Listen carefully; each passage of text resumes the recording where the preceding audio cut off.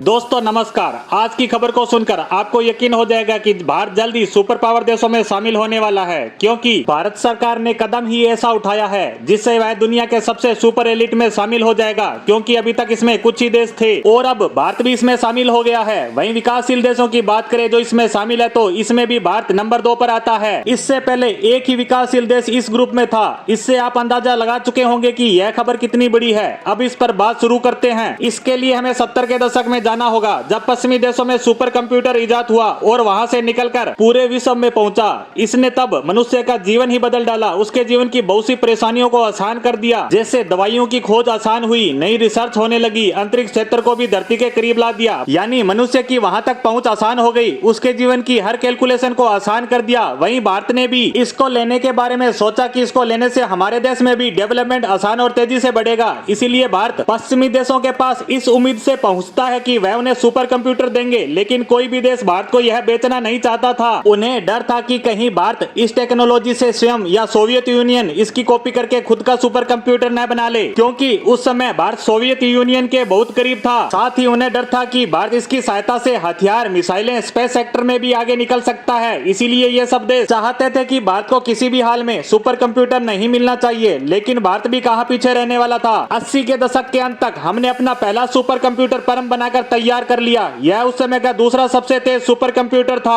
आज के समय में देश ने जो भी तरक्की की है उसमें परम का बहुत बड़ा योगदान है। अगर परम नहीं होता तो हम आज पाकिस्तान जैसे देशों के बराबर खड़े नजर आते। वहीं आज के परिदृश्य में देखें तो ये सुपर कंप्यूटर पुराने हो चुके हैं। आज इनकी जगह आ गए क्वांटम कंप्यूटर। दुनिया के अग्रणी देश क्वांटम कंप्यूटर को बनाने का प्रयास तेजी से कर रहे हैं, जिनमें अब भारत का नाम भी शामिल हो गया। दुनिया के 193 देशों में दहाई की संख्या से भी कम देश इस पर काम कर रहे हैं। इससे अंदाजा लग गया होगा कि यह कितनी एडवांस और रेयर टेक्नोलॉजी है। अब यह क्वांटम कंप्यूटर क्या है तो मैं आपको बता दूं कि सुपर कंप्यूटर भी बहुत ज्यादा एडवांस होते हैं। यह कोई भी कैलकुलेशन पलक झपकते ही कर सकता है, तो क्वांटम कंप्यूटर तो उसका भी बाप होगा। चीन में किए गए एक शोध से पता चलता है कि क्वांटम कंप्यूटर सुपर कंप्यूटर से 100 ट्रिलियन टाइम तेजी से काम कर सकता है। अब आप ही सोचिए कि इसका इस्तेमाल हमारे देश के मेडिकल फील्ड, स्पेस, हथियार टेक्नोलॉजी या किसी भी अन्य क्षेत्र में होगा तो वह काम कितनी तेजी से होगा। इसीलिए भारत सरकार ने नेशनल क्वांटम मिशन को अप्रूव कर दिया है। यहाँ सिर्फ अप्रूवल देने का काम ही नहीं हुआ, बल्कि इसके लिए भारी भरकम 6000 करोड़ रुपए फंड भी जारी कर दिया है। वैसे यह टेक्नोलॉजी अभी शुरुआती स्टेज में है, इसी कारण इस पर काफी ज्यादा पैसा भी खर्च होगा।